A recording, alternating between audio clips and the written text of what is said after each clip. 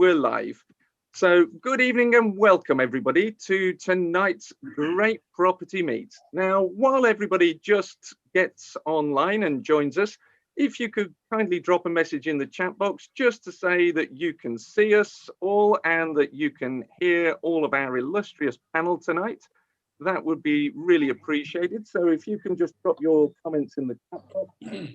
I can see Irma's joining us and commenting there in the chat box, which is great. So I'm hoping that everyone else is with us. While we just wait for everybody to join, what I'm just going to do is quickly share my screen with you and put an introduction video on to inspire and motivate all about 2021's opportunities. What was the difference between the two men? Eyesight and mindsight. Eyesight is judging on what you see,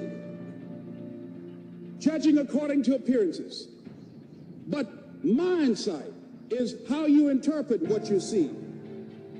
The other guy kept looking for a job everywhere he could go. Every time he could get an opportunity, kept asking people, networking, checking the newspapers every day. He went to a place and said, look here, I tell you what, if you can't hire me, and I know you can use my talents, abilities, and skills, I don't want to sit home and do nothing. Just let me do some volunteer work. You don't have to give me anything, all right? I just want to work. I want to be busy. Guy said, okay, it's on you now, but don't expect me to give you anything. It's okay. This guy came in and worked. He was the first one there. The last one to leave was the best employee there.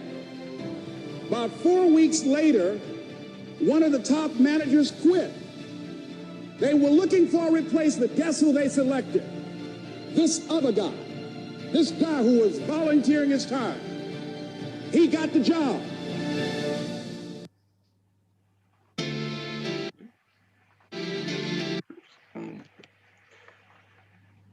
Welcome everybody, and I can see whilst we've just had an introduction video playing, we've just had 35 people join us in that short space of time. So whilst everybody else is joining us, if you've just joined, drop us a message in the chat box to say that you can still hear us and still see us, and I shall run through what we have coming up tonight. Now, tonight it's all about opportunities for 2021. And how we can fund those opportunities. And we have a really stellar panel lined up. We have Mr. Simon Zutshi. He will be discussing the residential and crowd property market space. Evan MacDonald is going to cover the property development market space, whilst Ranjan Bhattacharya shares with us insights into the commercial marketplace and being a property angel. And Akhil Mair, he's a very creative mortgage broker, and he's going to be discussing the financing solutions that will fit each of these opportunities. Now, all of our guests tonight are award-winning in their own right, and they've all got many, many years in the trenches. I think 25 to 30 years is the least amount of experience that any of them have in the trenches. Now, if you've got any questions, please drop them into the chat box. We shall be dealing with those through the chat box and firing them away. So what I'd like to do, you've obviously found us here on the Great Property Meet. If you're not already a subscriber, I'd urge you to subscribe. We've got some fantastic content from some really great experts in respective fields. We have a lot of case studies and a lot of detail in terms of planning, building control, regulations, etc. So we've got more videos releasing this week. Stay tuned. Now, I was going through my archives earlier today, and I found this photograph when Simon last spoke at this event. It was September 2017. Now, I was going through and I was thinking, there must be more photographs that I have of this event. So I was looking and I found a picture of Simon and Nav, but could I find a picture of Simon and Nav face on? Well, I had to steal one from their wedding, which was last Friday. So I hope everybody will join me drop a message in the chat box for Simon and for Nav to congratulate them. And I wish you, or hope that you will all join me and the panel in raising our glasses to Simon. And I'd like you all to congratulate Mr. and Mrs. Zutshi, wishing them good health, wealth, happiness together, to the bride and groom. To the bride and groom. To the bride and groom. Cheers. Well, thank you. Simon. Thank you, Andrew. Thank you. That's a very nice surprise. I really appreciate that. Very kind of you. And yeah, so it was all a bit last minute. And actually, we thought about doing this last year, but then kind of lockdown came, and we wanted to have a big proper injured one, because actually Nav's injured and I'm quarter injured, believe it or not, which is the Kashmiri name. But unfortunately, that's not really possible. And so a slot came up, so we just jumped out. You know what? I think a great lesson from 2020 is that I think people realised how it's so important to seize opportunities that come up. And actually, it's going to be very relevant in the property market now. And Rand is going to talk about commercial, which is a huge opportunity right now. And I think a lot of people think, oh, well, I'll do that one day. And we never know when actually we don't have opportunities. You know, we think we're doing the future, we may not be able to. And I think this lockdown has shown us that when opportunities come up, we need to seize them, because otherwise we might never get to do them. I had a load of people contact me. Andrew, I know you usually come to our large property investor network annual dinner we do in November. And obviously we had to cancel it. And we have about 700 people from all over the country and internationally come to that. And I had quite a few people message me, say, oh, it's a real shame the dinner's not on this year. I was going to come last year, but I thought I didn't. I'd come this year and I can't now. And just, guys, just seize opportunities whenever that. And that's what this presentation today is all about. Not thinking, oh, I'll do that someday. It's about committing to your success and then just getting on it. And I'll shut up now and I'll let you carry on, Andrew. Sorry. No, well, Simon, if you get the opportunity to look, there's over 50 words of congratulations to you and Nav appearing in the chat box. Thank you, guys. Appreciate too many for me to read out, and I'm not going to take up tonight's agenda reading the congratulations. I shall let you and Nav share those together. Thank you very much. Thank you. Where do I start? At this point, I'm sitting here and I'm going, our first guest speaker for the night is Mr. Simon Zutshi. Where do I start? Well, he's recently married to the wonderful Nav. And Nav, I've met Nav a couple of times, and she's a wonderful lady. You're a very, very lucky man, Simon. Yeah, some of my friends said punching well above my weight, but that's another discussion. As always, you have some good friends there, Simon. Absolutely. It's your friends tell you the truth, right? They do. I mean, you're a serial entrepreneur and a very successful one at that. And you recently sold one of your businesses very successfully. Yes, a sale's been agreed, hasn't actually gone through yet. It's supposed to complete in March, and I get a little bit of money then, mainly shares. So I'm not leaving PIN, I'm not leaving Mastermind Principal. I'm still there for the next 2 or 3 years, and I'm incentivized to stay in, which is often the way you have when you have these buyers. But yeah, it's really exciting. I've never sold a business before. I want to do it, and actually I thought Crowd Property would be the one I would sell first, because that's been deliberately set up as a business that's running very, very successfully, probably even more successful because I'm not that involved with it really.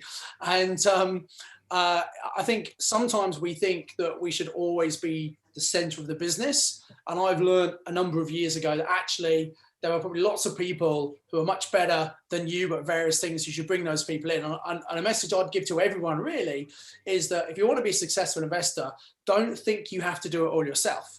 You want to get the right power team around you to help and advise you. You want to get the right training and education to shortcut the success rather than having to do it all yourself. And then also you can get VAs and things to do some of the jobs that you think you have to do, but you don't. You should be focusing on just the high value tasks. Absolutely. I couldn't agree more. And I've observed you over the years, and we've had numerous chats, and you certainly have focused on where your strengths are and where your skill sets are. You founded Crowd Property that you've mentioned. You run this very, very successful property mastermind as well. And on top of that, where did you find the time to become a best-selling author of Property Magic, Simon? I mean, that happened a long time ago. How many hours are there in a day for you? That happened a long time ago, Property Magic. And I wrote it in, it's interesting, and it's another point that, we're going to talk about what's going to happen in the market later. But to be honest, no one really knows. We can guess, we can hypothesize. I would have thought the market would have crashed probably back end of last year, but that was assuming that furlough was ending in October. And I thought, you know, there's no way this boom can continue. But the government were very good with their intervention, and they've extended it to, I think, March, maybe even April. Obviously, the stamp duty holiday stimulated the market as well. So these things come in and things change. So another lesson from last year is we need to learn to adapt and we need to move. And because of that, I first wrote Property Magic back in 2007, Christmas 2007. And I'm sure you guys, because most people here were probably investing then, you remember the good old days of Mortgage Express, same day remortgage. And the book was kind of based around finding motivated sellers and finance it that way. And the book came out, I think, in February 2008, just as the market was coming down. By May 2008, Mortgage Express stopped doing it. So chapter 2 became redundant. The rest was still valid, but I thought, oh, bloody hell, this is no good. So I had to rewrite the book, and I learned the next time I made it a bit more future-proof. But it's still in its 6th edition now. And because of what's happened over the last year, there's probably going to have to be a 7th edition, probably towards the end of this year, I think. So you've got to keep up to date. You know, the market's changing. What you want to do this year, property-wise, is probably not what you were doing for the last few years. And a lot of people, especially who get into property for the last 10 years, where the market's probably been going up in most areas, those may not be always the best strategy. Just because what you've done has worked in the past, don't make the mistake there's always going to be that's the best thing. You've got to keep up to date, which is why plugging into events like this is so important, right? That is such wise advice. I mean, last year I started to use the phrase in sort of late June, early July, this is the new normal, get used to it. In other words, adapt to survive and thrive. But also what worked in the past may not work in the future. Now, as a serial property investor and someone who's very, very passionate about wealth creation strategies, I think you're the right person to lead us into 2021 and to give us some guidance. So if you've got questions for Simon, whilst he's delivering his talk, if you can drop them in the chat box, I will pick those up. And when Simon's finished, I will field those questions to Simon. So if you drop those questions in the chat box, if you've not used the chat box, you should see it in the live chat. So just type away there. And Simon, thank you very much for joining us. Welcome. And I look forward to being inspired tonight. Great. Thank you. Okay, so I think 2021 is going to be a really interesting year, full of opportunity for those people who, as I say, seize the day and take action. It's also going to be a year when probably the vast majority of investors do absolutely bugger all. And I think because there is massive uncertainty, and look, I think that none of us on the panel, we've all got views and opinions. None of us really know what's going to happen. No one knows what's going to happen. I think maybe Ranjan might have the easiest job because I think we're pretty certain what's going to happen to commercial property. And there's always a lag between commercial and residential as well. But I think that's going to have a bit of a knock-on effect on residential. So what are some of the key factors we need to think about? So last year, we had our surprise pandemic. And what happened, obviously, was in March, the property market completely shut down for like 10, 12 weeks. You couldn't do anything. I had one purchase going through at the time, and I had 3 remortgages going through, and nothing happened. And what normally happens at that time of year, there's normally a boom in the market. Spring and summer, there's normally booms. So the spring boom couldn't happen. And what happened coming out of lockdown was all the pent-up demand. So all the transactions that were supposed to be going through, all the lenders, well, most lenders had pretty much stopped lending during the pandemic because no one knew what was going to happen. Everyone was paranoid about it. In fact, Crowd Property were one of the only lenders who continued through that time. And we picked up a lot of borrowers from there were some, I'm not going to mention any names, but there were some pretty big, well-known companies who not only stopped borrowing, they decided not to complete further tranches they'd already promised to people, which I think is just outrageous personally. But still, and so there was all this pent-up demand, these transactions going through. The mortgage companies were dealing with the mortgage holidays, and we were advising. I think Ranjan was with me. We did a free of charge property seminar in early April when the big property show at Excel should have happened, and I was saying to them, look, don't do these mortgage holidays. I think they're a risky idea unless you really need to do it. If you've got really bad cash, you need to do it, fine. And everyone's worried about tenants. And I must say, touch wood, I'd love to hear what the other guys are saying later on, but maybe I've just been lucky, but I've not had any tenants not be able to pay because of COVID-19. Now, I've had one tenant who was on furlough who said, look, he was in an HMO, said, look, I'm thinking of going home. But we said, look, just pay 80% of the rent, because earning 80% of the money, 80% rent, and he stayed because of that. As soon as the government announced that they were going to have these rent holidays as well, we had one tenant call my letting agent, because I don't manage my properties, I have people doing that for me. And he said, I can't afford to pay. And so the agent called me and I said, look, we want to be sympathetic. Obviously, we want to work with our tenants. Let's get him to demonstrate some evidence why he's in financial difficulty, and we'll see what we can do. They went back to him and they didn't hear anything. He's paid every day ever since. So whilst many people went onto furlough, and there are definitely people being affected. My clients have got problems with tenants. I think that most people who went on to 80% of their salary, certainly in the first lockdown, realized they couldn't actually spend any money and almost had more money in their pocket than when they were working, and they had all this time as well. So it was interesting from that point of view that actually, people were worried about what was happening and all this uncertainty. But then when we came out of it, there was almost this breath of relief, and suddenly people poured into the property market. I had calls from a couple of friends who dabble in property, are actually speakers, not in property, but other areas. And they said to me, Simon, we've got money in the bank. We don't want to leave it in the bank. We're thinking about putting it into property. What do you reckon? And so we were talking through that. So I think people with money in the bank might think, let's put it into something safe, like assets such as property. We had all the money from the bounce back loans and CBILS, which is not supposed to be used for property, but obviously lots of people did use it for that. Then we had the normal summer boom as well. And we got into this kind of frenzy, and property prices literally boomed for the last 6 months of the year. And I didn't expect that to happen. I thought once furlough ended in October, I thought prices would come down. The government came in with their stamp duty holiday, which is to the end of March this year, 2021, property up to 500,000. No stamp duty to pay. Now, in some areas, that doesn't make a difference, parts of London maybe, but actually, most of the country, that definitely helps. For a first-time buyout or someone selling a house, moving into a second home. If you're a second home buyer, you keep your own home and buy one, or if you're an investor, you still pay your 3% stamp. But still, it's cheaper than it was for everybody. And that worked. I think that's really stimulated the market. There's talk of maybe that being extended. Who knows? I had a conversation with someone today who was really worried about what the Chancellor might do in terms of capital gains tax. And basically as I'm sure you know, there was a big thing in the press, probably December time, saying the Chancellor was going to increase all the capital gains tax. Now, I'm sure that capital gains tax is an area he's going to look at, and that obviously affects us as property owners. However, I think often people get taken in by what's media hype and what's reality. The government spends so much money on COVID and all the support they've been giving people, they're going to have to raise money from somewhere. And it would make sense if one of those places was obviously from capital gains tax.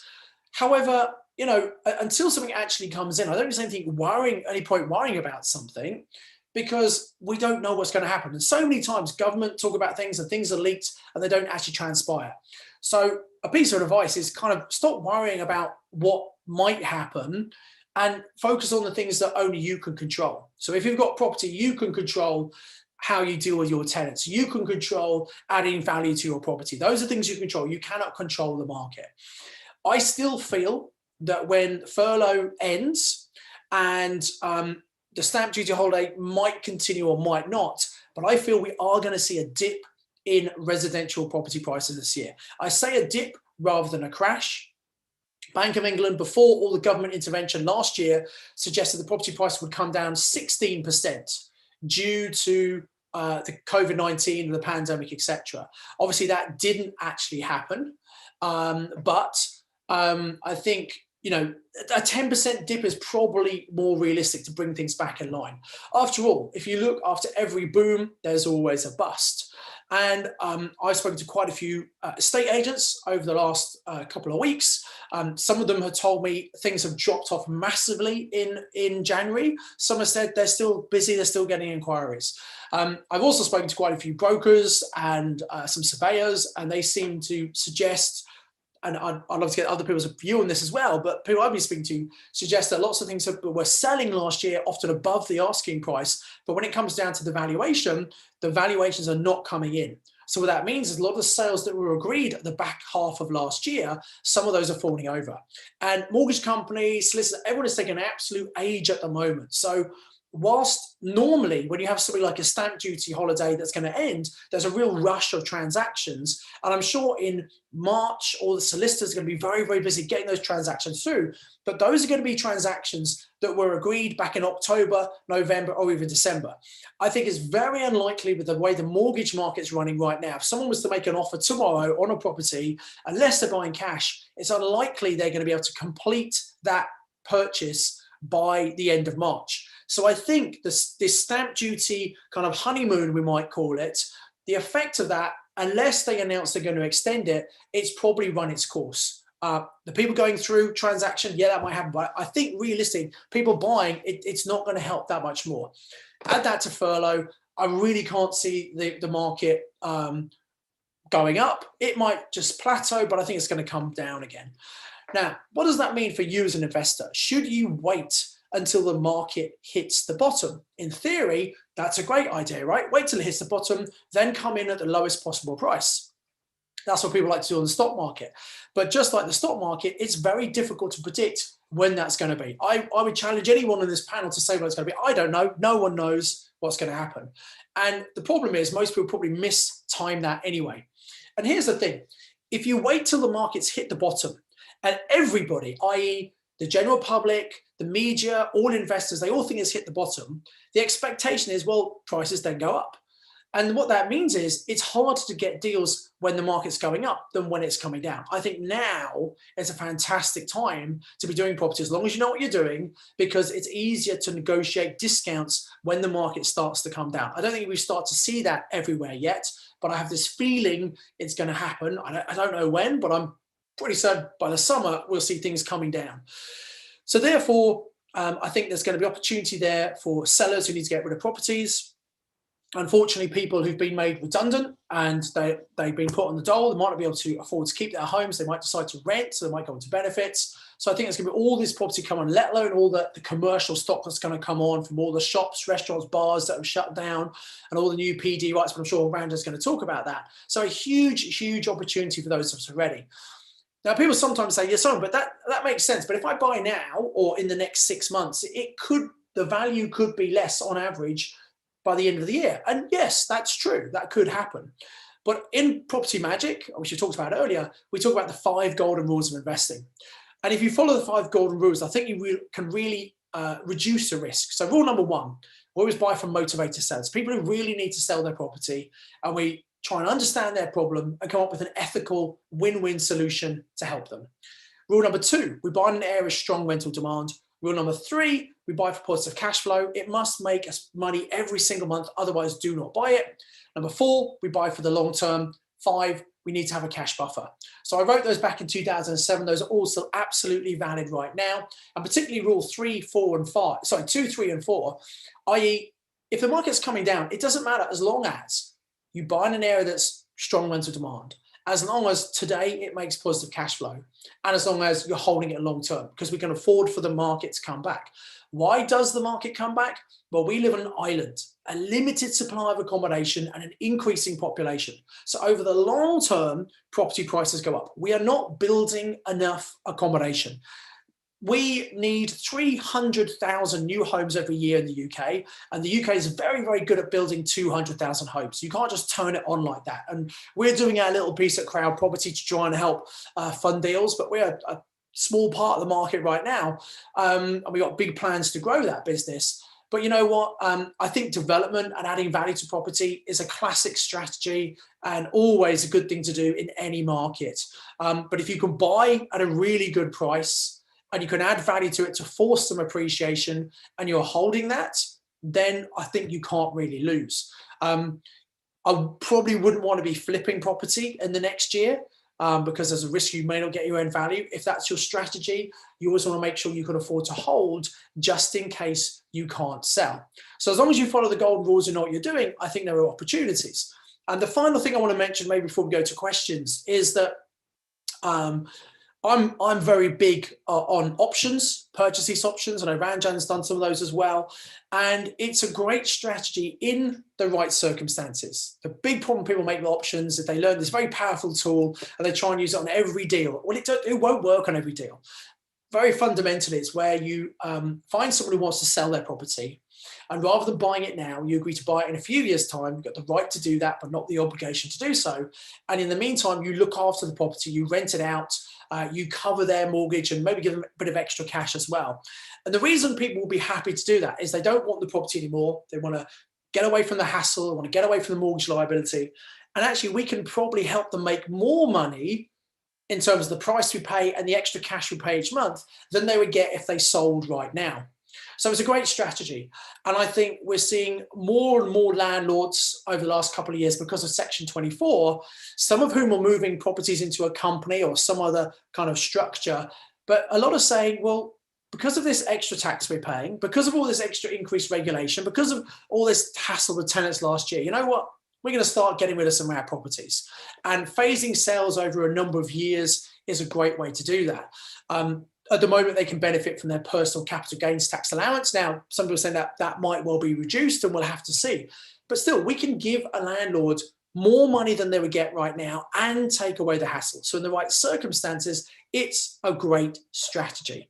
There are always people coming into the market. There are always people exiting the market. But I think we see more and more landlords who are now exiting the market. And this January, this month, is the third year in a row where people are looking at their self-assessment tax returns, seeing they paid more tax than ever before. And so we're seeing even more people who are saying, yeah, I want to sell. And the best way to find these, they can be off-market. We can send letters to landlords. We can respond to landlords who are advertising their properties themselves. They might be struggling. They might not be doing a very good job. So many different ways of finding these people. And also, we're seeing probably more HMOs than ever before actually on the market with estate agents. One final word of caution I'd like to give around that. You might see an estate agent advertising a 6-bed, fully licensed HMO. You think, oh, fantastic, I'll take this property on. Well, there's one thing you need to check very carefully. Back in October 2018, they changed the regulations about HMOs. They changed the number of rooms and floors you need a license. Now, the general guideline is 5 or more tenants. You need to get an HMO license. Some councils are 3, so you need to check with your local council. But the national guideline is 5. And they introduced room sizes. So a single room needs to be at least 6.51 square meters, and a double needs to be 10.22. In some councils, they're saying a single should be 10 square meters. So again, check with the local council. But the point is that you might have a property that was licensed before October 2018. And in that circumstance, it was absolutely fine. But when you come to relicense that in 5 years' time, which will be 22, 23, whatever it might be, actually it might not qualify. 1 or 2 of those rooms in that licensed property might actually not be big enough to rent out. So just be careful. You're not taking on what you think is a 5 or 6 bed fully licensed HMO, only to find out when you relicense it, you might only get 4 or 5 people in that property. So a little word of caution there, because the agent, obviously they're making a mistake there, but actually they don't know. They're not property experts generally. Otherwise they'd be doing this themselves. They're very useful agents. They know what they're doing in their area in terms of sales and that kind of thing, but then they don't know the kind of stuff we know. And that's why there's a massive competitive advantage. And this year, whilst most of the amateurs are standing by the side, waiting to see what happens, I think there's a great opportunity for all of us. Well, Simon, thank you very much for that really inspirational talk. I mean, I love the 5 golden rules. It underpins all property investing. It really is smart. And the fact that you sort of penned that out back in 2007, 8, yeah, is phenomenal. And that has helped so many people going forwards. I mean, I'm looking at some of the comments, but before I go there, I mean, I love the caution on the HMOs. So many people take things on face value and don't undertake the appropriate due diligence. And I think the message you were giving there is check, check, and check again, because once you've bought it, you're left holding the baby. Absolutely. Yeah. So you gotta And you just contact local council. It's not difficult to get the relevant information in your, and it does vary from council to council. Yeah. And you always need to do a due diligence. Never take anyone else's word for it. You've got to do it yourself. No, I couldn't agree with you more. I mean, looking over to some of the questions, I mean, we've got comments that the bounce back and furlough, it's been really good. It's been a boost to the property market. It has indeed. I think it's propped the property market up from what might otherwise have been a crash. My concern is when it comes away, what's going to happen? Now, it might not do anything, but I can't see it sustaining the growth it's had. Yeah, I think it'll be interesting to watch this space. Stamp duty, is it a cliff? Is it, or will it just trickle out? We don't know at this moment in time. We can guess, but we don't know. We've had a great question coming from Drew. How do you get a good idea of what a property is going to be worth once it's been renovated? He's saying that at the moment, surveyors seem to be living in their own little worlds, coming up with their own valuations. What advice would you give to Drew? Yeah, so Drew, it's a great question. It's really hard, especially when the market's a bit shaky and it's a bit overvalued maybe. It's very hard to tell what it's going to be worth. And so if you're buying a property at a discount and you're adding value with the intention of maybe using momentum investing, or the BRRR strategy is called, where you buy, refurbish, refinance, rent, rinse and repeat, it can be tricky. And so I think that the answer is that valuation is definitely an art rather than a science. You can get two qualified RIC surveyors come into a property and they give completely different opinions of what that property is going to be worth.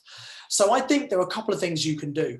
Obviously, you need to try and do your due diligence as much as possible. You need to try and look for like comparisons, because that's what the surveyors will do. And I know sometimes in the area that if you're making a really big HMO, there may not be any direct comparisons. That's often a challenge. But look for comparisons. And a really big tip here is when you go for your revaluation, don't just let the surveyor make up their own mind. Prepare a pack for them that has got some valuations in it, that talks about what you've done, showing how much value you've added. You might talk about the cost per square foot in the area, whatever it is. And some surveyors say, oh no, I can't take that. And I say, I know you can't, but I thought you're going to do your own due diligence anyway, but there you go. And some say, oh great, thanks a lot. I'll have a look at it. And often they do look at it. But it's much easier to influence the surveyor before they put pen to paper than after they do it. It's very, very difficult because they've got their professional pride. They don't like changing their view, even though sometimes surveyors I was about to swear there, but completely mess it up. Okay. And they make blatant mistakes and they refuse blind. I had a property that I was buying it back in 2007. And we had, and a friend of mine was buying the one next door, mirror images of each other. And surveyor goes in and values one of them at 125,000. The other one, brand new, exactly the same, just mirror image at 110,000. What, how can you do that? You know, and he just, I think he went in quickly and he probably thought one was a 1-bed, one was a 2-bed. He just didn't do it and he just refused it. So there are some excellent surveyors out there, but there are also some ones that maybe aren't so good. So you want to try and influence them if you can. Superb. Well, I mean, that's a good bit of advice there. And always show the surveyor respect. They've gone to university, they've studied a degree, they've had to get 2 years post-qualification experience. Show them some respect and ask their opinion. You'll be amazed how much they can help you just by asking for their opinion. Absolutely, yeah. So we seem to have quite a few questions around the topic of lease options and funding deals, no money down. One of the commentators has put that, will lease options work now or will they be better in the second quarter because the auction market's very hot, the stamp duty, buyers' expectations is running quite high. So how would you reply to that? I know you've been running a really great series on lease options recently. We have, yes. We've just launched it. It was closed now, so people can't comment. So, you know, I love options. I've used them in booming markets, falling markets all the time. There's no doubt that when the market's coming down and sellers don't have as many alternatives open to them, they don't have as many people lining up to buy, it's definitely easy to do options. But the thing you need to understand is, and let me give everyone a really good question to ask when you're speaking to a seller. Options only really work when someone doesn't want the money now. If they're selling the property to get the money now to use for something else, which, let's face it, is why most people sell a property, then an option's not going to work. But if they're selling it because they don't want the hassle, they don't want the liability, it's surplus to requirement, and they're just going to put the money in the bank, that's when an option can do really well. So actually don't assume, because if I ask you a question, I'll ask you this, Andrew, you can speak for everyone else. Okay. So Andrew, you've got this property you're selling. What's most important to you, Andrew? Do you want to get the money in the bank as quick as possible, or would you like to maximize the amount of money you make from the sale of this property? Which is more important to you? Well, I'd like the best amount of money to land in my bank account. So, okay, the largest amount of money, please. So we could probably give you more money if you're flexible about when you actually get that money. Right? Okay, so how would that look, Simon? Well, let's not go into a whole PLO. Sorry. But the whole point is saying, well, look, if you were to sell your property now, you'd probably achieve a certain price. What if we could offer you, and if you sold it now, you'd lose all the rental income, basically. So what about if we, because I understand you just don't want the hassle anymore. What if we took away the hassle for you, Andrew, and you could just go and forget about the property? What about if we set a price higher than you could actually get right now? And then what about, even though if you sold, you'd lose all the income, what about if we actually give you a little bit of extra income every single month and cover all the costs? So by the time we finished, you're going to get a lot more from the sale of this property than if you sold it right now. Would that be of interest to you? And for some people, it might be, some people it won't. And it's all about knowing how to speak to people and coming up with the right kind of solution. And the reason so many people like this strategy is because you don't need a big 25% deposit. You don't need to be able to get mortgages right now. So anybody can do this. And in fact, there is some money required for most property transactions, but it doesn't have to be your money. It could be borrowed from someone else. In fact, we have a commercial broker who we introduce all our clients to, who he can actually fund the money required for options. So the legal fees, a slight refurb, if you're paying an option, a fee to an estate agent or to a sourcer, all that can be covered, and you can pay it back from the cash flow from the property over 3 years. So as long as it's a good deal, it can be absolutely no money down. And then when it comes to exercise the option, if you've had enough capital growth, you can come to someone like Crown Property, and we would actually help you buy the property at the option price. But based on the increased value of the property, we've had people in the past who've actually bought property with very, very little of their own money in. Then 6 months later, they then refinance it. So again, it comes to knowing how to do these things and having the right contacts to be able to do them. Superb. Simon, if I can feed back that Drew has said cheers, he's going to try your advice. Thank you very much for all that input. And again, on the options, it's about the language you use. Yes. Try and keep it simple. I always say, aim your language at a 12-year-old, not to be rude to the recipient, but if a 12-year-old can understand it, then your target audience will. Yeah, and never use the word purchase lease option, because most people don't know what it is. Basically, what you're saying is, look, I'd like to buy the property, not now, but in the future. In the meantime, I'd like to rent it and take away all the hassle from you and babysit your mortgage for you. Yeah, brilliant. Great little tip there for everybody. So, Simon, we've got more questions, but they're around financing or commercial conversion. So I'm going to leave those questions for Ranjan and for Akhil. And we'll pick up on those a bit later. So thank you very much, Simon. You have been an absolute star. I know you have a training event that you are running for your own organization tonight. I do, yes. I will wish you good night, because I'll be involved with this. And when you slink off, that'll be fine. So thank you very much. Congratulations to you and Naz. Thank you so much. I wish you all the very best. Great, thank you. And thank you, Andrew, for asking me. It's been an honour. It's a shame I can't hang around to listen to all the other guys, because they really know what they're talking about as well. But I'll listen for as long as I can in the background, and then I'll shoot off. Okay, thank you, guys. Will do. Cheers, Simon. Thank you. Well, that brings us on to our next guest speaker tonight. And we're going to be looking at property development, because it's going to be an interesting year ahead. And I'm really excited to see what Evan has got to share with us. Now, who is Evan? Well, he comes from my favourite holiday destination, New Zealand. He's got a degree in computer science. So he's not daft. He got that at Auckland University. And, well, He went and topped that by getting an MBA at IMD in Switzerland, so one of Europe's top business schools. So I'm impressed with Evan and his technical knowledge. But Evan is an award-winning developer. And when he moved to the UK, he moved into full-time development around about 2002, if I'm not mistaken. And he's been investing in property for 25 years, both in the UK and New Zealand.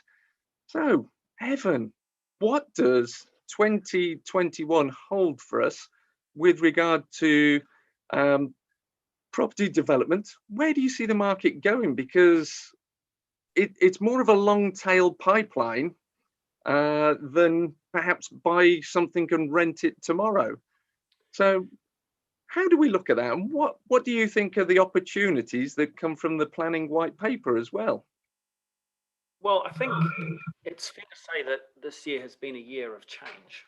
So, but there's also a sense in which nothing has changed, but everything has changed. So the fundamentals remain the same. How do you put deals together? Those are the same, but the environment that we're working in has changed significantly. And I think the thing that we're seeing in the market very much at the moment is a flight to quality. So the point is that buyers have choice, because in some parts of the market, there is less activity than there has been traditionally. And so what that means is that they tend to focus on opportunities which are higher quality opportunities. Something we've seen very much a stop-start market, but what's really interesting is that when we emerged from lockdown, as Simon alluded to last year, we saw the residential market take off. That was something that took a lot of people by surprise. It didn't take me by surprise because it's what I'd expected. We started the year actually with quite a strong momentum based on the fact that it was looking like there was going to be a Brexit deal. Now that came and it went throughout the year, and it came and it went. And I think we are going to see the market continue to do that.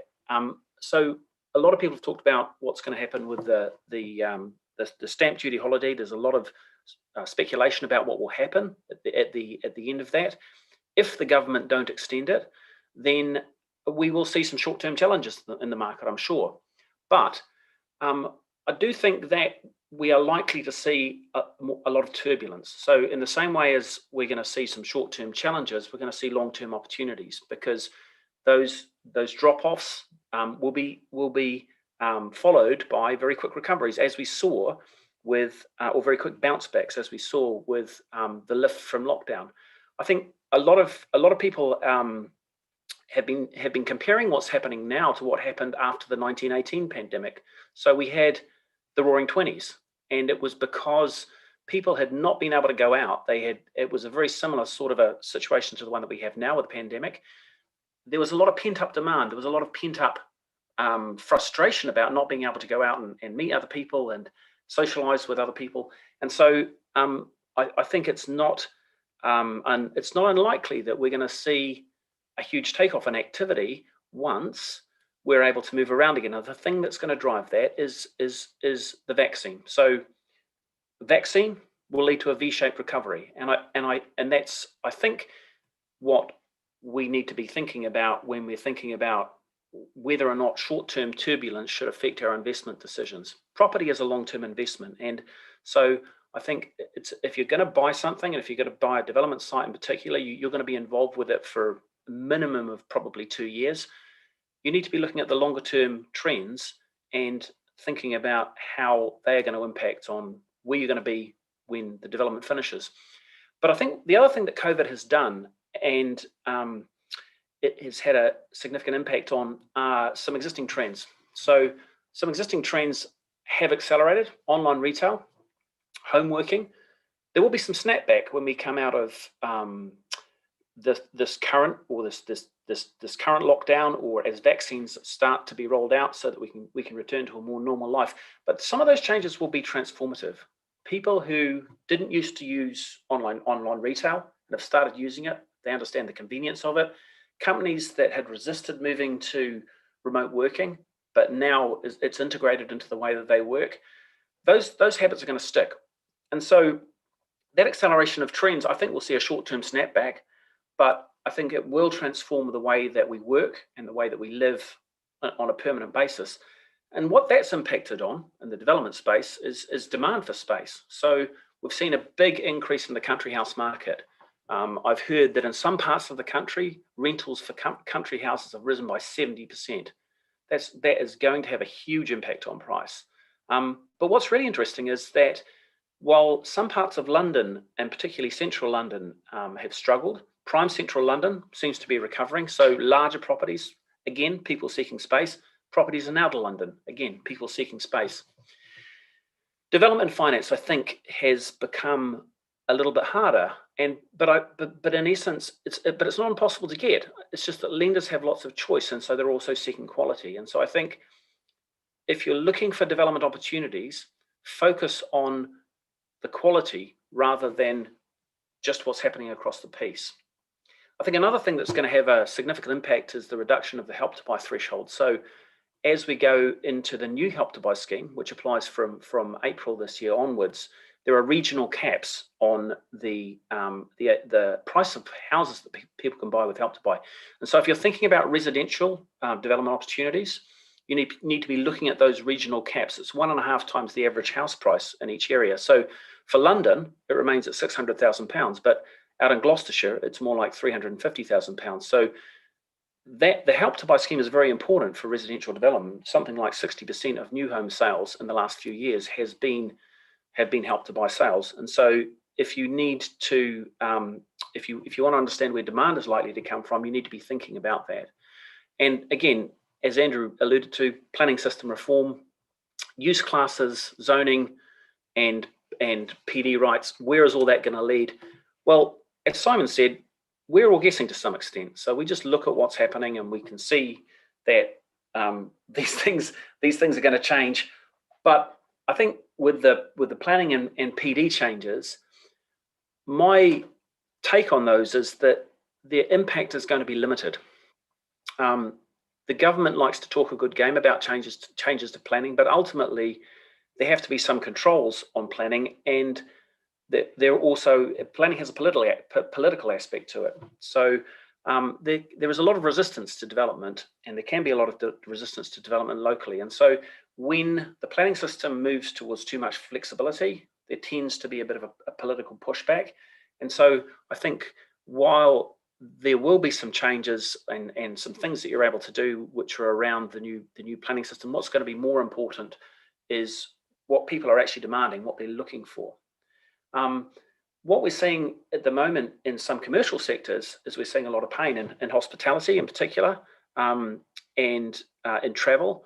But I think in retail, in high street retail, and also to some extent in office space, although that's less affected than sectors like retail, for example. Now that will see a repurposing of space, particularly in secondary locations. And so there will be a number of opportunities that are around empty retail premises and empty office premises that can be repurposed and used for something else. We will definitely see a reinvention of the high street. I think, though, rather than focusing on which sectors are going to do well and which sectors aren't going to do well, it's worth thinking about which operators in particular sectors are likely to do well. And so I think we will see something of a clean out in the hospitality sector. The weaker hotel operators, for example, will be likely to relinquish their premises and disappear, or be re-engineered into different types of companies. But those who have strong asset backing, have strong balance sheets, who are in a position to take advantage of the opportunities that exist now, will be able to expand. And when the market recovers, when that V-shaped bounce back occurs, they'll be in a position to take market share. So I think it's going back to this flight to quality argument. If you look at the operators and those who are actually in a strong financial position, reminds me of something that Warren Buffett said. It's only when the tide goes out that you see who's swimming naked. So those who survive and those who are well funded and are able to see themselves through these short-term challenges will be in a position to take advantage of the long-term opportunities. What are some of the things that I think developers should be thinking about from the perspective of what they build and how they build? One thing to keep a really close eye on is modular. I think what we're seeing with modular technology is something of a new industrial revolution. It is starting to hit the point where modular is capable of delivering development for the same price or less than traditional building techniques, particularly in areas where per square foot building costs are high, like London and its surrounds. That has potential to enable us to deliver developments at scale at a much lower cost and at a much higher quality level in terms of and consistency. And so as those technologies mature and as they become more widespread, their costs will come down further and further. And that will have a significant impact on the way that we build properties. That's something to keep a very close eye on, because once it gets economies of scale and we can see that it's starting to do that now, it will have a significant impact on the way that we build. One really that will change some building techniques that have been around for hundreds of years. Sustainability is another big one, driven by technology, but also driven by legislation. And I think there's an increasing focus from buyers on the environmental impact of the properties that they buy or they occupy. And what's also happening there is something similar to what's happening with modular technology, and that is that there are a number of technologies which are gaining economies of scale. Battery technology, driven by the more widespread adoption of electric cars. Ground source heating, which again is reaching economies of scale, but as we know, the government will be phasing out gas boilers very soon. So all developers will need to find ways to heat their developments without using gas boilers. That, combined with solar panels and batteries, enables properties to be delivered that can be genuinely off-grid, but can also produce significantly less carbon. And in fact, if you get it right, you can create properties that are that actually are carbon offsetting, not just carbon reducing. And so, how do you make that work from a developer's perspective? We talk about something we call sustainability. That is about delivering sustainability in a manner which is economically sustainable. So in other words, that it pays for itself. And it is possible to do that because these technologies are coming down in price. If you combine them in the right way, you can deliver solutions that will reduce the running costs of houses that people will be prepared to pay more for. And that's something that we're starting to deliver on some of our developments today. I think we will certainly see strong growth in residential in the next 5 or 6 years. So I think Simon's right in that there will be a bit of turbulence in the market, but I think the long-term trend is going to be upwards. There's a lot of liquidity around at the moment, but I think it will be different in different parts of the country. And the two things that I think will drive residential demand are digital connectivity and space, because people will want to work from home, and people are worried about COVID and being too close to other people. And I guess having been through a pandemic, people will be thinking, well, when's the next one going to come? An area that we're seeing a lot of growth in is logistics, online retail and food delivery, and of course, life sciences as well as a sector to keep an eye on. One other thing I think that's worth thinking about, leasehold reform. There have been some announcements that they've been trailed for years, but the government recently talked about a leasehold reform, which will allow a majority of leaseholders and buildings to buy out their leases and put them onto zero ground rent with a new 999-year lease. That will create significant opportunities in freehold buildings, and I think I'm sure that's something that Ranjan will be touching on. I hope it's something he'll be touching on. So to kind of sum it all up, there's a lot of opportunity out there, but it's in a different place to where it used to be. And so I started off by saying nothing has changed, yet everything has changed. We are in a new world. We are in a world where certain things that we thought weren't going to happen for 10 years are happening already, and I'm talking about online retail and home working. When we came out of the pandemic and out of lockdown, I should say, and we're able to move around again, those things will change the way that we work and the way that we live. And I think to see where the real development opportunities are, you need to be keeping an eye on the way in which people are going to be living when we come out of this lockdown. But the thing that hasn't changed, from our perspective, is how we seek value. So one of the things that underpins our business is something we call design-led development, and that is about finding opportunities that have a strong base case, so we can make a profit with limited downside, but they have significant opportunity for value enhancement. And that is something that we still do. That is a philosophy that we haven't changed. That's an approach that we haven't changed. The fundamentals are still the same. We go out and we look for things which are effectively one-way bets. We look for value which has not been spotted by somebody else, and we now just do that in a slightly different environment and in a different way. The one thing I would say is that there are a lot of investors out there looking for returns because there's so much liquidity in the market.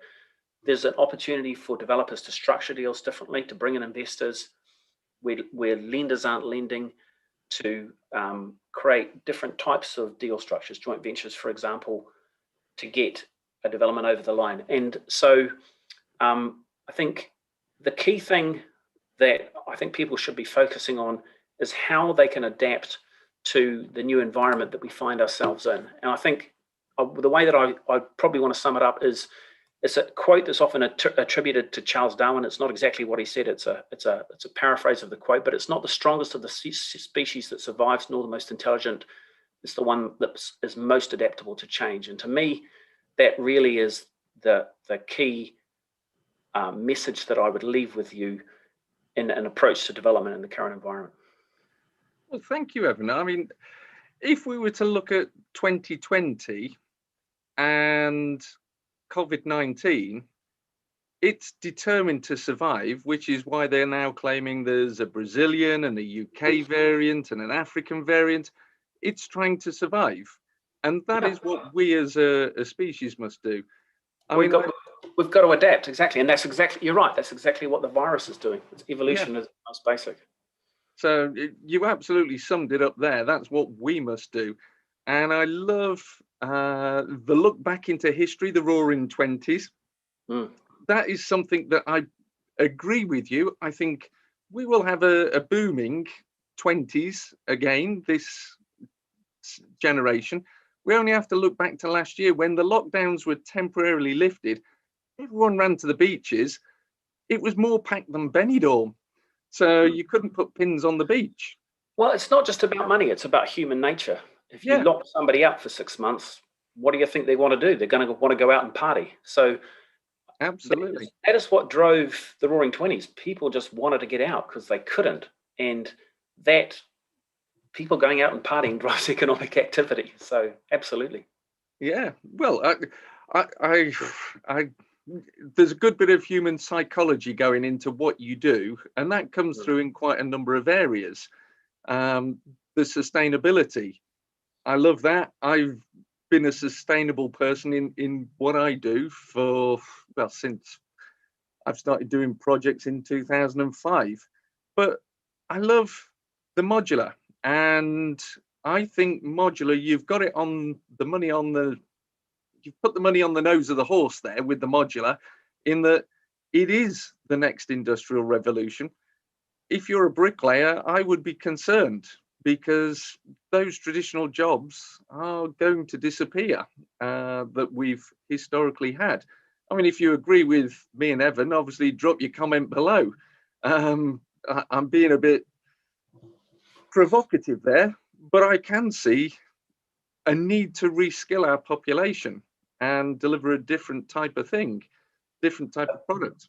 Absolutely, but I think what modular will do is it will increase the role of technology in the property industry. And the property industry is one where technology has not really had a revolutionizing effect yet. I think that kind of industrial revolution that impacts on modular is also bringing together what I would call the holy trinity of sustainable technologies. It's ground source heating, solar panels, and batteries. You combine those three, none of the three had achieved economies of scale previously.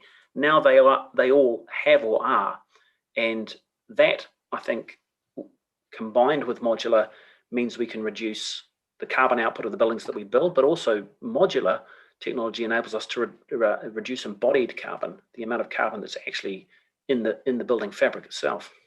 Absolutely, and I mean we have to do more and we have to do better. I mean, at this point, if you've got questions for Evan, because Simon had to dash off to an event that he was hosting this evening, we will deal with Evan's questions a little later. So drop your questions into the chat box. I can see there's already a couple of questions for you there, Evan. So if you're on the live stream, you'll be able to see those and prepare yourself. But I'd like to invite our next guest speaker along. But first, Evan, that was a fantastic whistle-stop tour. We must sit down and have a chat about value enhancement, because to me, that's where the money is. That's where the smart people operate. And that was why I was proud to have you join us tonight and share some of your wisdom. So I hope people will hook up with you and follow what you're doing, Evan. It's brilliant. Well, look, I'd be keen to do that. That's central to our philosophy as a company, and it's something that we've learned to do over a long time. When I started doing development, I just thought, I'm going to buy stuff, and I'm going to build stuff. And then I realized that actually where all the money is in the planning piece. And, you know, it was a long journey working out exactly how to get the most, and I'm still on it. You keep learning. We all learn every day. We all learn every day, and that's why Simon and Ranjan and Akhil are here, is to try and pick up and learn from each other. So, Evan, thank you very much for joining us today.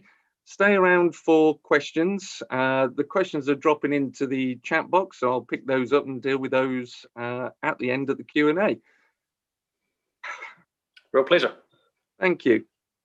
I mean, where do I start to introduce our next guest speaker tonight? I mean, everybody's referred to him in their talk so far. I mean, for 30 years, or over 30 years, he's built an extensive residential and commercial portfolio. But actually, I think he's trying to be one of them trendy YouTubers. I mean, he smashed through the 34,000 subscribers today. So we've got a YouTuber in the house. Recently, he was on a property TV show called Property Elevator, sorry, and he is one of the angels. And I'm looking forward to what he can perhaps share with people about the insight into being an angel. But I mean, where do you start? He's well known for his commercial property expertise. He's a leading provider in commercial property training, and he's a true entrepreneur when it comes to it. I mean, he's got the stripes and the scars on his back from all of that. If that wasn't enough, he's only a judge on the Property Investor Awards panel. I mean, come on. Give somebody else a chance to get a space in there.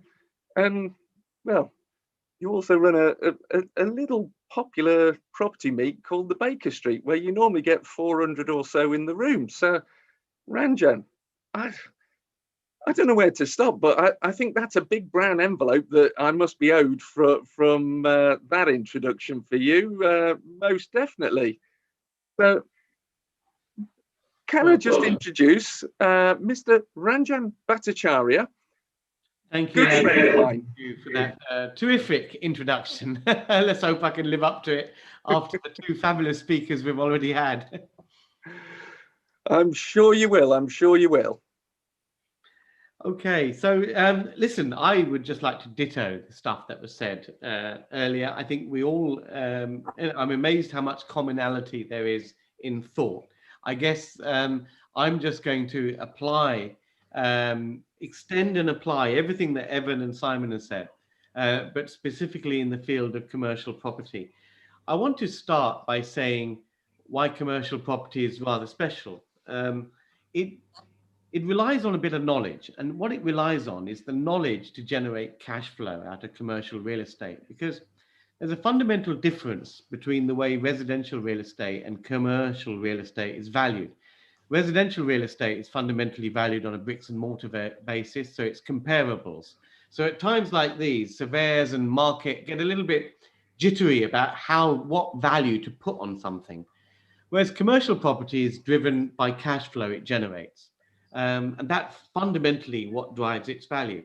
So if you actually have the knowledge and know how to optimize the cash flow of a particular commercial site and can get it cash flow generating, then that cash flow dictates the market value of that property. So you know, we talk about the BRRR strategy, which is basically buy, refurbish, rent out, refinance, and repeat. Now, let's just talk a little bit about how all those elements apply to commercial property, particularly in 2021, and say why each one of those elements, commercial property is really sort of so special for. First of all, on the buy, we're in a market where there's massive oversupply. There's massive oversupply of commercial properties. There are too many retail shops, and there are too many offices in particular. Now that gives opportunity, because where there is a little bit of oversupply, there are people you know, that are looking to sell, and we are seeing properties come onto the market, and the prices they are wanting for some of these commercial assets are much lower than they were, say, a year ago. And that's because a lot of these commercial property owners are selling them as they are based on their current cash flows. And their current cash flow generating power has dropped because of COVID, because of some trends which have been accelerated through because of COVID, as a result of COVID, such as online shopping, home working, and all of that. The existing cash flow potential of many commercial assets as they are today has dropped. And therefore, the value of those properties have dropped in the marketplace, plus there's oversupply of them.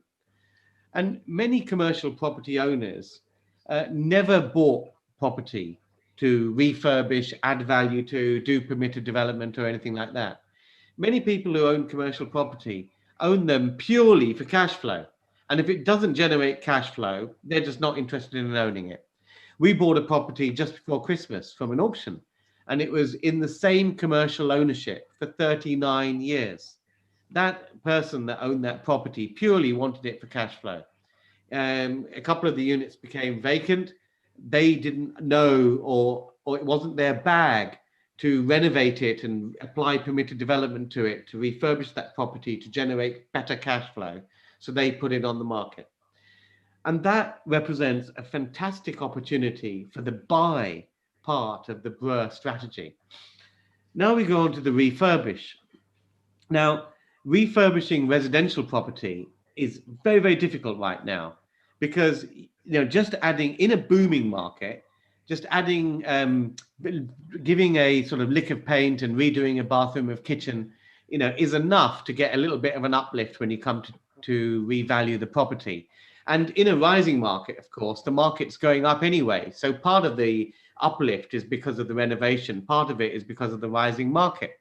In a market like today, doing buy, refurbish, refinance, BRRRR in residential is difficult, because it's hard to do the refurbish bit to add value in residential property in today's market without doing fundamental adding of space or reconfiguring the residential property into multiple units. But with commercial property, there are quite a lot of permitted development rights that are available. And I agree with what Evan said about, and there's a difference between planning permission and permitted development.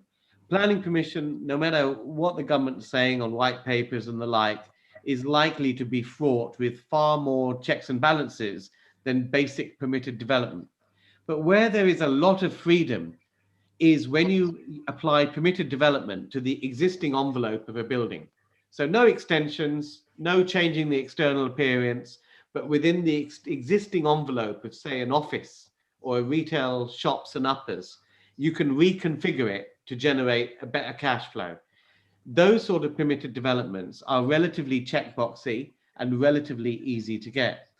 And the great thing about those sort of permitted developments, where you say you're reconfiguring a shop and uppers, because it's so checkboxy, it gives the developer certainty.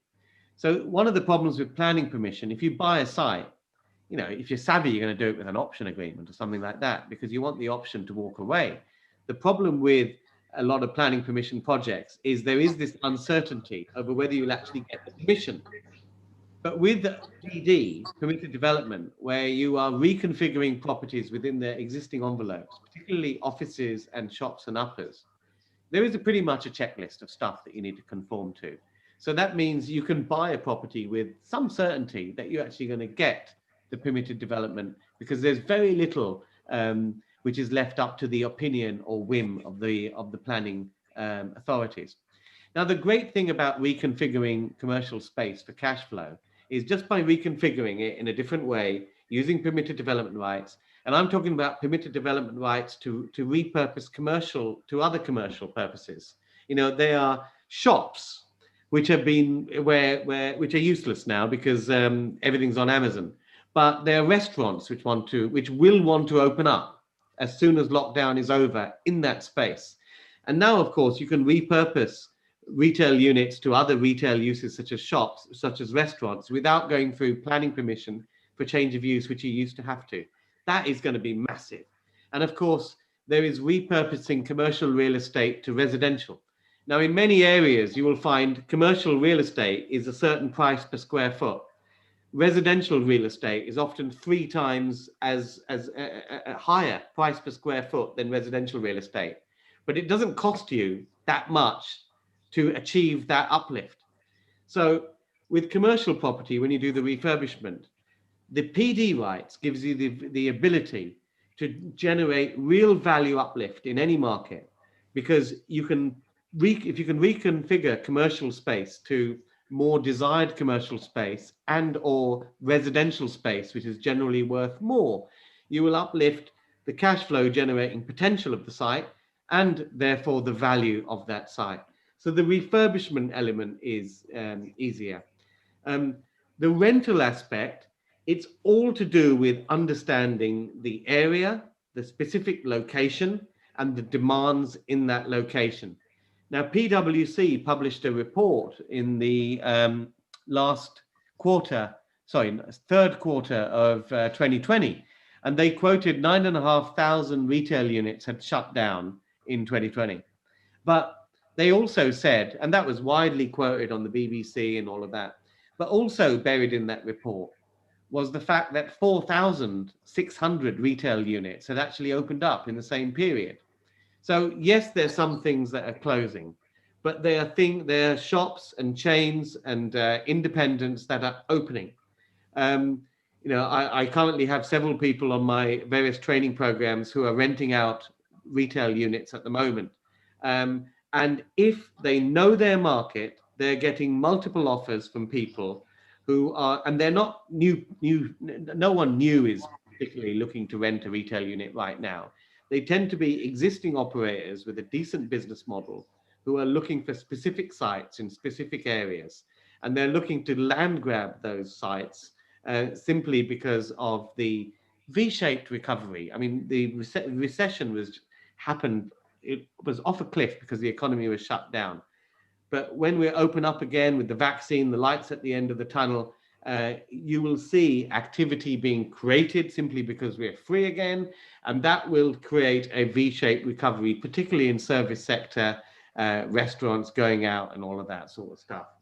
So the renting out is really about knowing your market, knowing who is renting, and knowing what to create for them. And with commercial property, what we're having most success with is actually, let's say you've got a multi-let unit. So you've got, let's take a simple shop and uppers type of building. You know, after a PD conversion, you might be left with a smaller shop, a flat at the rear, and a couple of flats above. So what you have is a multi-let building under one freehold. Now, depending on its, as long as you've got it cash flow generating, the refinance of that whole unit is pretty much dependent on the cash flow that you are producing. And the great thing about commercial property, the repeat element of the BRRRR strategy, is really about, you can only repeat it if you've uplifted enough value in the deal that you've done to pull out a lot of your money to go again. If you don't pull out a lot of your money from the deal that you do, well, you know, you've got to have a bottomless pit of money. Now, pulling out money from a deal once you've done it is purely dependent on the value uplift that you've created. And in today's market, when the market, you can't really rely on sort of upward trajectory, that has to come from planning gain. That has to come from spotting undervalued assets using your knowledge and knowing how to add value to them by reconfiguring the space, by applying permitted development rights and getting that value uplift. If you have that skill, then that's how you build value in today's market. That allows you to refinance, that allows you to repeat. So I'm a great advocate of the BRRRR strategy, and I think commercial property is probably the best game in town to do that, mainly because there's a massive oversupply in commercial property. The other thing to bear in mind is that we will get a recovery. And what tends to happen always is that commercial property prices lag behind residential prices. So you tend to see residential prices lead and commercial prices will lag a little bit behind, because commercial property, the leases and things for commercial leases tend to be longer. So, you know, if someone's renting a property for a 5-10 year period, there's a little bit of time before a rent review or a lease comes to expire and relet. So what you'll see is that commercial property will lag behind residential property. It's an easy thing to, if you know what you're doing, to jump on that particular bandwagon. Commercial property is something to buy and hold. And the worst thing to do, and so I can't remember which speaker said this, you don't make short-term decisions, immediate decisions based on short-term events. You do it based on long-term trends. And what I'm finding is that, and someone also said the flight to quality, and that's exactly what I'm doing right now. I'm finding assets which have been in the same ownership for 30, 40 years, and they're selling now. They're only selling now because the units have become vacant, and it's not their bag to redevelop it and reconfigure it. But they've been in the same ownership for 30, 40 years because they're quality assets in cracking locations. And this is the time to pick those up. And the thing about flight to quality is I've never seen so many assets that are coming on sale, which have been in the same ownership for so long. And it's a great time to pick up assets in the right location, because we know that the end is in sight to this COVID thing. And the people that, I mean, most people will completely ignore what all three of us are saying in this event tonight, and probably do nothing.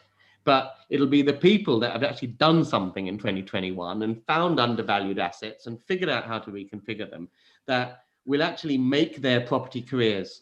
I've been doing this since 1990.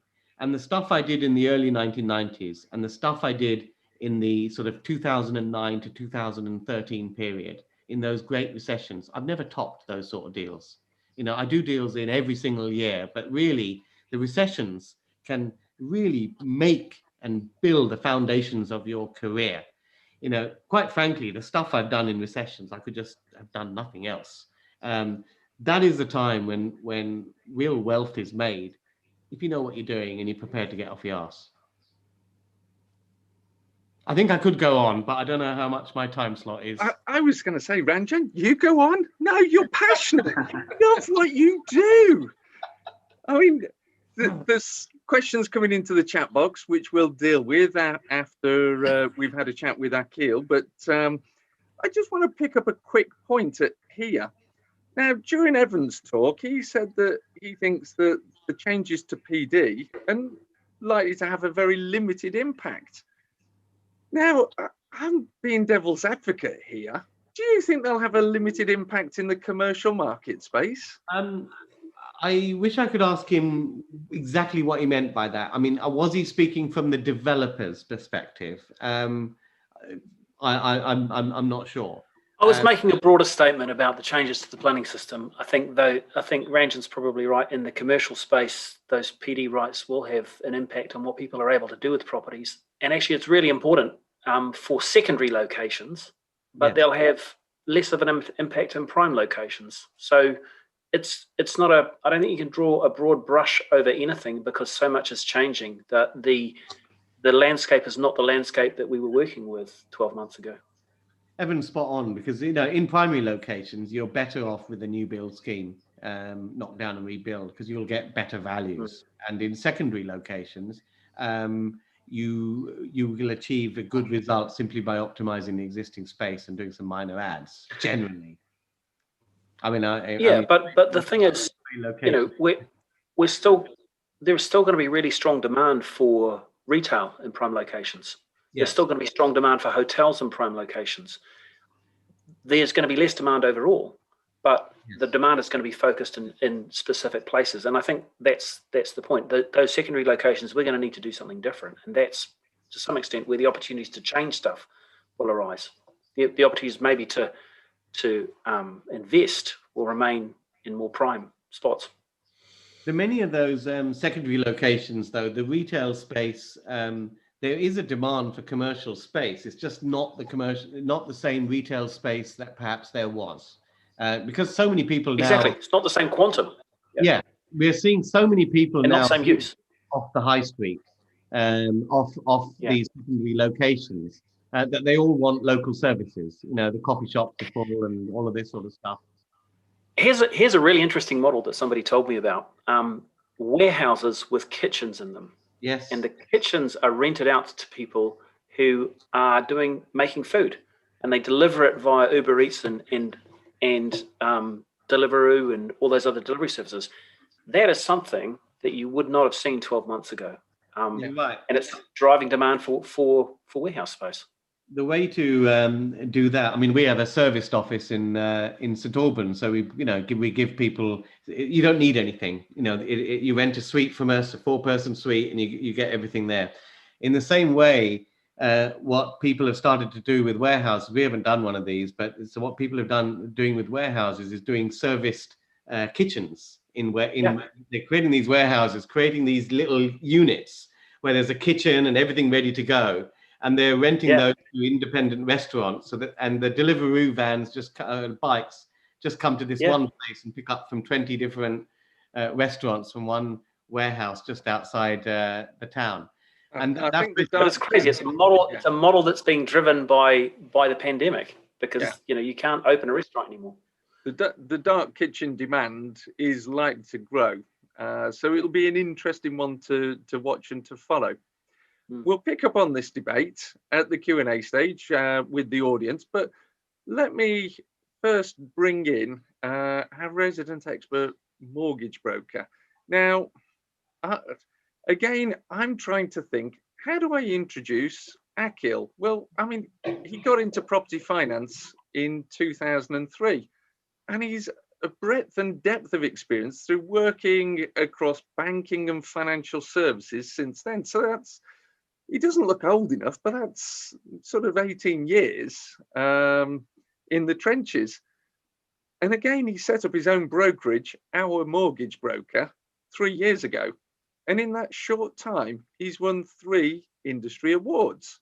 Now, I love Akhil because he's got not only a brilliant YouTube channel and some great videos on this channel, but also he's a very creative guy.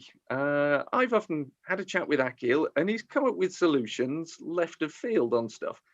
And I've been watching him tonight, and he's been scribbling down notes furiously about what Simon, Ranjan and Evan have said. And I know he can dig everybody out of those holes. So Akhil, where is funding and finance for 2021? Are the bank's pockets empty, or has all this furlough money sort of enriched their balance sheets because people have been saving because they can't go out and spend? Where are we at? Are lenders lending?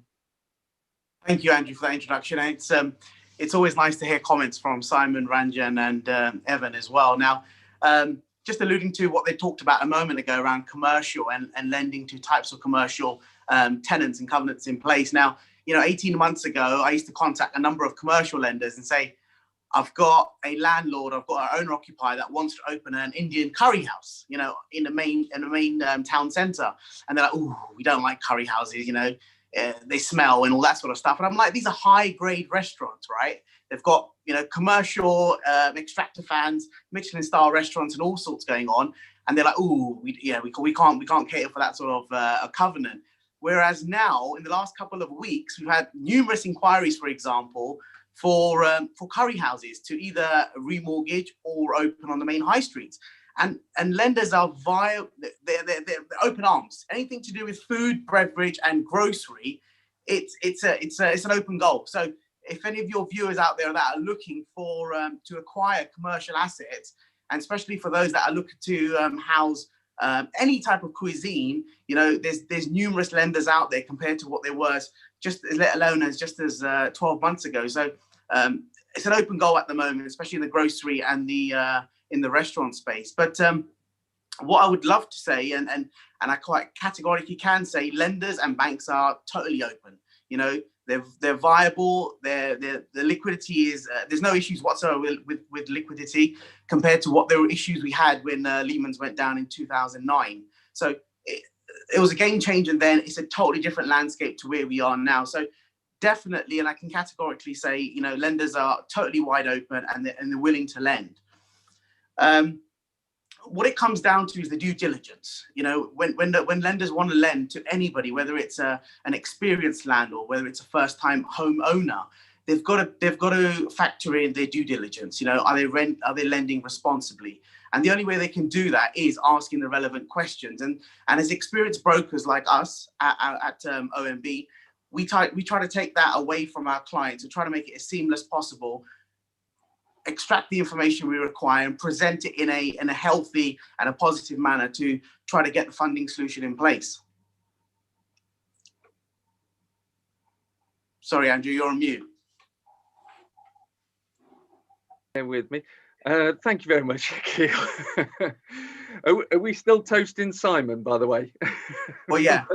Why not? Why not? I'm still toasting him. Absolutely, absolutely.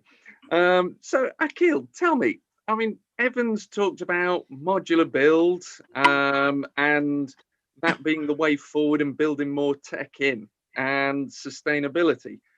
Now, I used to work for a bank and I know what they used to be like. Non-standard construction, not going to lend. Are the lenders lending on modular build and sustainable build? Yeah, it's a good question, and it's been coming up for many years now. Now, in short, there's not enough non-standard construction going up, hence why there's not enough products that are out there on the market. Now, if you look at a lot of the countries in Europe, for example, Austria, Switzerland, even as far as Canada as well, a lot of those guys and those developers build property just using traditional timber, which is very good, high quality. And they're a lot more colder in terms of temperature compared to here where we are in the UK. So there's no reason why we shouldn't build more properties with timber. It's cheaper, it's cost effective, and we can build more houses a lot quicker. So I allude to what Evan said. It's right. We should be building using the right materials. And as long as it's, you know, there's health and safety and inspections and the regulations are signed off, there's no real reasons why we shouldn't adopt using different means of materials rather than just regular bricks. So yeah, no, I totally agree, and I'm a big a fan of timber builds. But again, you know, if you're looking for funding, you need to comply to what the lenders require. Now, timber builds are not so much in the news, hence why a lot of banks haven't adopted to that sort of funding. But there are literally a handful of lenders that do lend to timber frame constructions as well as non-standard construction materials as well. So it's not a non-runner. However, if you're looking to build a large estate of properties, for example, you've got to look to the end consumer. So if the end consumer is going to the high street for a traditional mortgage and they don't offer mortgages to timber built properties, you know, you're gonna come unstuck, right? So it's going to be a bit of a difficult funding, if you like. Yeah, no, I appreciate that. So what we're saying is there are lenders out there, and a bit like with limited companies, more lenders will enter the marketplace as more sites become available. Yeah, no, I totally agree, and it's all about trends. And I recently did a YouTube video with the YouTube sensation there, Ranjan, and we talked about buy-to-lets and the trends in the market. You know what the trends are, and what the flavor of the month is, right? So a lot of lenders are now concentrating on helping those landlords prosper and grow their portfolios to bigger and better things. So you've got a traditional landlord that has had single dwellings and now wants to venture into, for example, HMOs, you know, or larger refurbishment projects, converting a house into multi-unit blocks as well. So lenders are acute. They're asking like us, like mortgage brokers, you know, what sort of inquiries are you seeing? What are the trends in the market? Because as you know, where we are in the southeast and in London, the yields are not great, right? So as landlords and people that want to make sure that they're still making a good result, a good return on their investment, is yields are not great in the southeast. Now, how can we grow that further? And as everyone else has talked about on tonight's video, is converting property, either multiplying your for example your Victorian house to 4 to 6 units, or moving on to bigger, larger schemes to add value to the bottom line. Well, that's really interesting,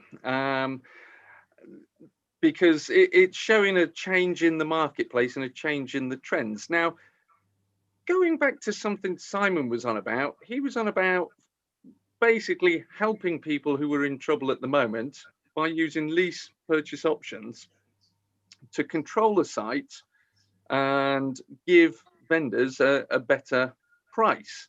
Mm-hmm. Now, are there products that help you to refinance off a lease purchase option? Yeah, so traditional mortgages, as we all know, is you need to have skin in the game, right? So you'll need a physical deposit against the purchase price at the time that you want to acquire the property. So traditional mortgages are, for example, you want to buy a house worth 100,000 today, and you want to buy it as a traditional buy-to-let. So the regular rule of thumb is you need 25% deposit to go towards the purchase price. If you've agreed that some time back, a lender might take that into view. However, there are specialist lenders out there, and lenders like Simon's, that peer-to-peer lenders, will take a view on those PLOs, the purchase lease options out there. So there is an opportunity for those out there that are looking to delay a completion, you know, agree a price today, manage the property, take the stress away from the current owner. But again, those types of deals are very much subject to the scenario itself and the timing in the market. But where we are in our space is, we're traditional mortgage brokers, but again, we're specialists as well. So we'll provide solutions in today's market, but adapt to the client scenario as well. Yeah. Well, I know you're very flexible and adaptive, and I've come to you with some really creative projects that you've come up with solutions for. So on that basis, I mean, I'm looking, and this is, I'll start to open this up to the panel, to you and Ranjan. I'll ask for your input first, Akhil. There's a lot of commercial assets coming up through auctions at the moment, tenanted, and they're sort of going for around the 4% yield mark. Now, are they financeable in a profitable way, i.e. the cost of finance would be less than, or are they likely to be negatively geared? And by negatively geared for the audience, what that means is they're having to put the hand in the pocket each month because the rent coming in is a little bit less than the mortgage going out. What's your thoughts on that? Okay, so there's a couple of ways to look at this sort of transaction, right? This type of purchase. Now, the first is the traditional mortgage route. Now, commercial lenders want to know especially if it's obviously a commercial investment, the lenders want to know the affordability. So is the tenant in place enough to service the debt on a monthly basis, plus have a service coverage on top of that? Now, as long as it washes its own face, that's great. You know, lenders will use certain cap rates, certain yields, certain service ratios to cover that debt. Now, the other options that are available is if you're looking to acquire an asset and add value to that asset, there's other lenders that will take a view on from that perspective. So it might not just be a traditional term loan mortgage. We might need to venture into angel investors. We might need to venture into a bridging loan lender or potentially a development finance lender. So if we're looking to acquire a commercial asset and our end goal is to convert the back into a residential, reduce the footprint and so on, you know, we might need to venture into the bridging space, acquire the required finance, and then apply for either planning permission or go down the PD route. And then on the back end, we look to refinance it on a traditional mortgage basis to pull out the cash and go shopping again. So it's all about, you know, we want to work with the lenders, right? Especially if you need the funding. Again, you need to work with the trends. You know, what's the flavor of the month? Where is that market going at the moment? And then you need to work to the lender's lender's requirements, if you like, and understanding where the pitfalls are and how, as mortgage brokers, actually create the picture and bring things into reality. Now, as I said, if you're looking to add value to the property, you need to show schedule of works. What do the figures look like? What do the resale figures look like? What do the rents look like? So you bring it to life. And that's where you'll get the attention of the lenders. And especially in the commercial space, you get a lot of the commercial lenders fighting for your business. Whereas traditional residential mortgages, it's 1.99, take it or leave it. Whereas in commercial, you can really have lenders competing with one another and negotiating. Ranjan, your thoughts? I think no, you're absolutely right. I think it's a two-step approach. I mean, if you're buying an asset which is a fully baked loaf of bread, in other words, fully cash flowing, and there's not much you can do with it, then it's pretty much on a yield basis, and you have to go for a long-term mortgage lender for that asset.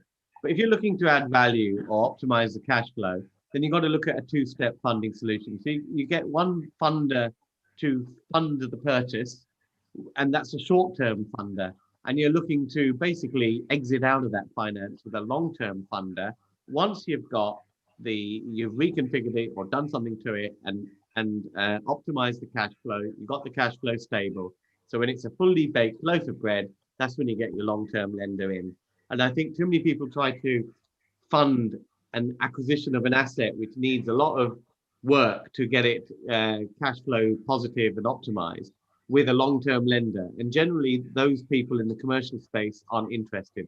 And this is one thing that's different from the buy-to-let residential market. If I buy an empty flat, then a buy-to-let lender will look at its rentable value, irrespective of whether there's a tenant in it or not. With a commercial asset, if they're very nervous about lending long-term loans on an empty commercial asset with no cash flow at all. So you have to go for a two-step solution. And to purchase the asset, it's often people like bridgers, angel funders, private investors, and the like. But the thing is, if you can find deals with, as I mentioned several times about the Property Elevator show, people waltz into that show and they pitch a deal. And if there's value in there, they get offers from 3, 4, even all the angels. And it just goes to show, if a deal is a deal, then there's no shortage of people that will compete with each other to fund that deal. If it's not a deal, everyone's saying I'm out. Yeah, no, I agree. And it goes back down to, you make money on the actual purchase. You've got to negotiate that purchase price, because that's how you're going to add value to the property, and that's where the margin is really going to come about. So, for those viewers out there that are looking to acquire, whether it's residential or commercial, sorry, excuse me, whether you're looking to acquire residential or commercial, negotiate that purchase price. It's certainly a buyer's market out there, and as mortgage brokers, we don't just do mortgages. We advise on how to find property, how to negotiate purchase prices, where to buy property, and types of property you should be buying. Now, we all know is, people are working from home. Now, if you're looking to acquire a 1-bedroom buy-to-let as an investment, that's great. It's all well and good, but has it got a balcony space? Has it got a place to put a desk and a laptop? If it hasn't, it's going to be very difficult to retain a tenant for the long term. And it costs money to retain tenants, especially if you've got voids in between. So, I think property is very, very simple. Keep it simple, guys. Look for properties that you're going to invest for the long term. If you can add value to those properties in the short term or the medium term, great, because that's really where you're going to see the capital growth, especially in today's market in London and the Southeast, right? But look for properties that are going to wash their face, they pay their mortgage, make you a slight little profit on the back end, so you can, order that curry from Uber Eats or whatever you do, and then go forward. And as I said, property, as the UK is not getting bigger in size, right? So there's not many freeholds that are going to be around for something in the near future. So try to look for freehold properties. Great advice, Akhil. I'm conscious of time, and I'm also conscious we've got a number of questions here. So I'm just going to fire over a couple of questions to the panel. This one was directed at Evan from Bushra. In what ways can small investor developers incorporate sustainability at a sensible cost? Have you any tips or advice there? Well, I think there's a couple of things. It depends what you mean by small, but I think sustainability is much easier to incorporate in a new build than it is in an existing property, and that's because the key technology that you would want to be looking at is ground source heating. And to make a ground source heating or ground source heat pump work, you need to put a ground loop in, which can either be a borehole or you can bury the ground array under a certain amount of ground in the garden. For a refurb, you're probably looking at air source. The thing about air source is that it's not as energy efficient as as ground source. It effectively brings in air from the outside instead of using the temperature of the ground, which is pretty much constant. If you have multiple properties on a ground loop, you qualify for something called the Renewable Heating Incentive. And that is effectively a government grant that will give you an income over a period of time for putting in sustainable technologies. It can be applied not just to ground source heating, but also to solar panels and to other sustainable technologies. And what you can do is you can take that income stream and you can sell it to somebody. So you can capitalize it over a period of time. Or you can just retain it for the income yourself. But I think the key is that you need to be doing multiple properties. You can't just do it with one property because the commercial renewable heating incentive requires multiple properties to be on a single ground loop. So there has to be a shared ground loop. They can all have their own individual heat pumps, but they have to use the same infrastructure. I think the other thing I would say is it is much more cost effective. I've already said it's more cost effective for new build properties, but that's because you can build the thing into the fabric of the property. So, for example, with solar panels, you can actually get roof tiles now that are solar panels. So if you use those, you don't need roofing tiles with solar panels on top of them. You just build your roof out of solar panels. It's much easier to integrate things into an existing property, so into a new build property than take things out and put things into an existing property. So it tends to work a lot better. I agree with you there on that. At new development, but I think the other thing is you really need to get to know how these technologies work and how they work together. Because in my experience, it's bespoke to each development. You got to work out how to make it work financially for each development that you do. Yeah, I couldn't agree with you more. I mean, it's easier. Retrofitting something's always more difficult. Yeah, absolutely is. Well, it's a well-known thing for developers. Actually, it can be more expensive to refurbish a building and particularly if it's a listed building, than it is to build something new from scratch, because you've got to take everything out before you can actually start rebuilding again. Totally. I mean, Akhil, do you see lenders having an issue with all of this sustainable technology, or is it eminently fundable? No, I think anything to do with energy is going to be a great thing for the future, right? So the government's it's all about energy and how to save energy and save the world. So I'm a big fan of that sort of stuff. I've got a few solar panels on my new build house. To be honest with you, I'm not sure how it works or if I'm saving any money or making any money. But yeah, listen, I'm a big fan for energy, and where we can save money, we should, because we're doing it for the world and our children going forward. So yeah, I'm a big fan. Excellent. Well, a quick question for you, and I guess this one will be an easy one to answer. Winner says, do you do cheap, cost-effective bridging loans in Northern Ireland? Okay, so we're not lenders as such as ourselves, but we're the intermediary, right? So think of us as the matchmaker or the what's her name? Cindy Black, whatever her name was. Forgot her name now. Cilla Black. Cilla Black, yeah, lovely lady she was. So think of us as a Cilla Black. So we'll matchmake you with the right lender. So in short, we'll always endeavour to get you the most cheapest rates. It's not necessarily the cheapest rates fits everyone, right? Or the scheme itself. So we'll endeavour to save you money and make you money, but we'll do our best. But Andrew, if you don't mind, can I just throw some numbers out there, because I know a lot of the audience probably want to know where the market is with rates and loan to values. Just 2 minutes of that time. Go for it. Just quickly, so for those first-time buyers out there is about 10 or 11 odd residential lenders that are lending now at 90% loan to value. So whether you're a first-time buyer or a home mover, 90% loan to value is out and about. So, contact us if you want more information on that. The buy-to-let residential space, if you're looking to buy a buy-to-let or remortgage, there are lenders up to 80% loan to value. So pre-COVID, there was 85, now it's 80. So a lot of lenders are back in that space. 75 is the norm. There are a couple of lenders at 80% loan to value on the residential. for your commercial viewers out there, commercial finance is vilely available, subject to who the covenants are. So we can go as high as 75% loan to value on the commercial.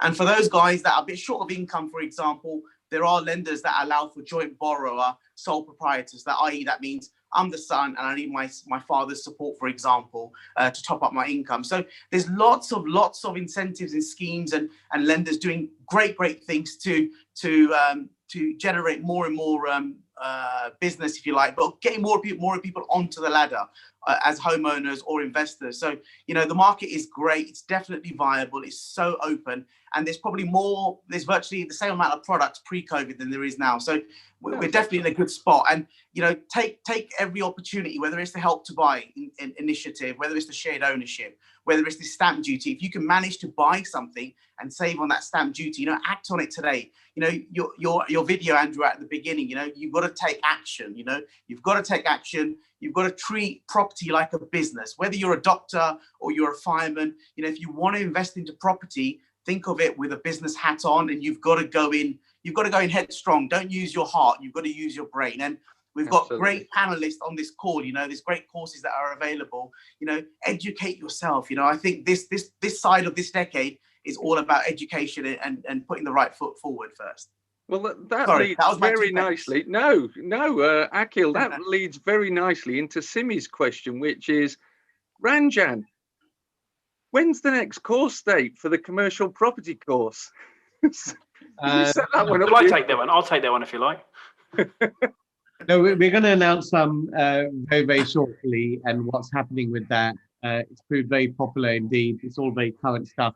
What I do is go to our website, succeedinproperty.com. Just sign up to our list, if you like, or go to our YouTube channel and subscribe. And we will be announcing what we're doing with that course for the rest of the year in the next couple of weeks. So just stay tuned. We're just currently, you know, we're always refreshing the content and keeping it sort of bang up to date, and because it's ever changing, it's changing on a monthly basis. But yeah, sign up on YouTube, sign up on succeedinproperty.com, and in the next couple of weeks we'll be making an announcement on that.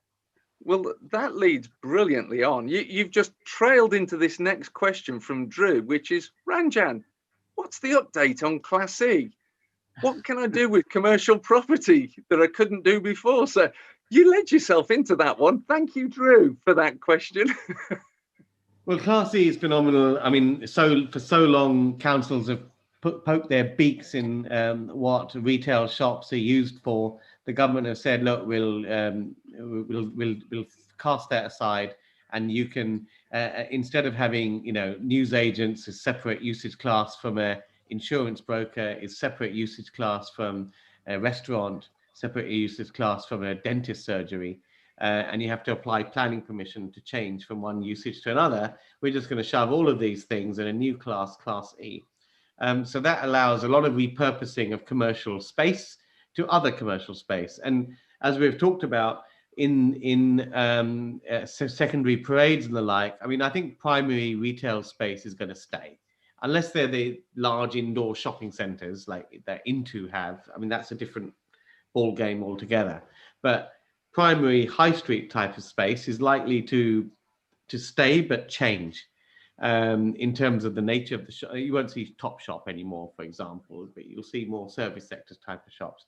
And even in the secondary parades, there'll probably be the lesser known names, but stuff which are people that are offering services which you can't order over Amazon.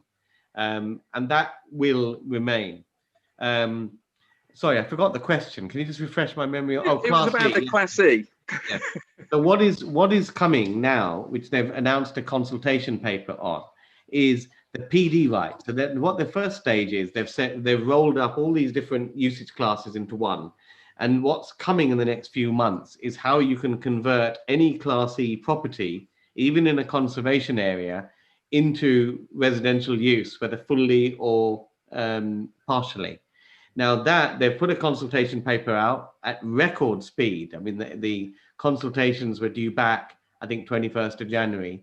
They only put the consultation paper out just before December. So, and they have to bring these new rules in before July 31st. because that's when the old PD rights relating to A1 shops, A2 shops, and also B1 offices end. So we're expecting something very, very exciting in the next few months, which will allow you to do more with more types of property.